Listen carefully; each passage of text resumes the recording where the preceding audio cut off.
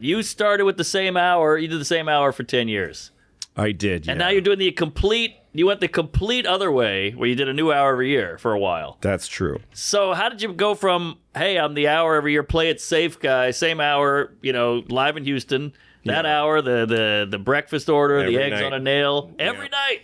Every night. The guy getting hit by the car. Yes, the peach. Yeah. How did you go from that guy, play it safe guy, to out in the atmosphere with a new garden?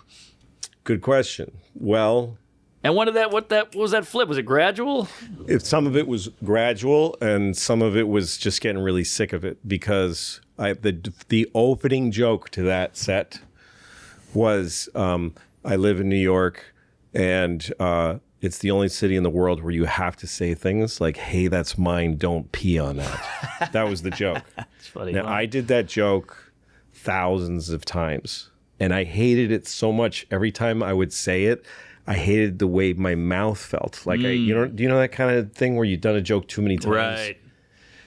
I didn't even know what I was saying. I was just making breath go through my fucking throat, and making sounds, and they'd laugh, and I'd hate it. An autopilot. Yes. And all of the jokes in that first hour, I just did them for years and years, and I started to rot and feel like I got nothing. Was there a comic that gave you like the bump, or was it just you? Was it just hating it? Well, there was a few things that started it. One of them was me and a bunch of comics in New York were just like doing our same sets. You do the same 5 when you audition for Letterman, and the same 20 when you try to get on this thing, whatever. Yeah. No one's getting an hour special. That was like, nobody was getting that. And you try to get money at the clubs sometimes, and SNL once in a while auditions. It was just miserable. Mm-hmm. And then Chris Rock, who had been on SNL but then vanished for a while. Yes. He came back, and he was at Caroline's headlining. And I was friends with him earlier, but I hadn't seen him in a long time. So me and a bunch of comedians went to Caroline's, and we were all sitting in one booth. And it was astonishing. He was leaning forward, and he was doing these jokes that I was like, I didn't know this was an option to get this good. That was Bring the Pain, probably. I think so. And we all sat there. At the end of the show, everyone was standing, and we were all just... Wow, so that woke your ass up. It made me realize... It's funny that has the opposite impact on a comedian. Yeah, you're just like, I fucking hate myself. So upset.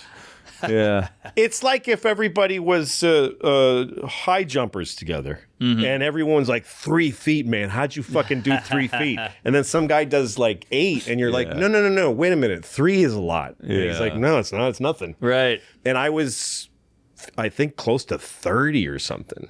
I don't remember how old I was. But that lit a fire under your ass. Yeah, and then I started thinking I should actually like study what I do. I should actually be deliberate. And Chris and I rekindled friendship, and he gave me certain advice like, if you're driving to a gig, turn the radio off. And I mean, forget phones back then, but sit there and stew in your car. You need to get uncomfortable, and you need to play clubs where they don't like you.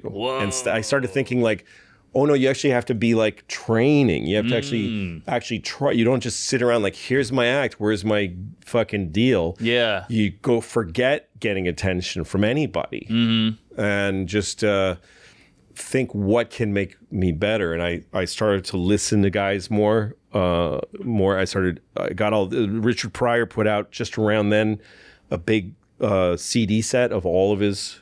You could buy them all at once, all his albums. I listened to them all. And I listened to... what did you take from Pryor?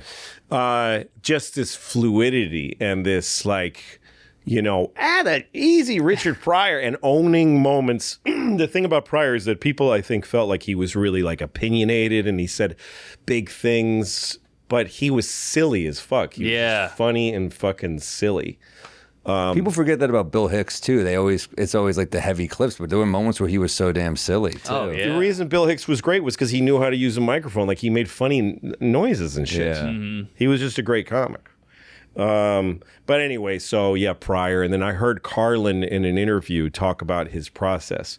And he said that he looked at it like, I'm writing this show now. And it just had never occurred to me. Like I'm doing this show. I do it for about a year. Then I do one of my, because he was the guy doing a special all the time. And, Right. and then he said, then I kind of start working. He had a more gradual thing of throwing it out gradually and starting to. But Yeah. the idea of like, I did this show's done. Mm-hmm. Let's start again was so deeply exciting to me that was an all at once thing.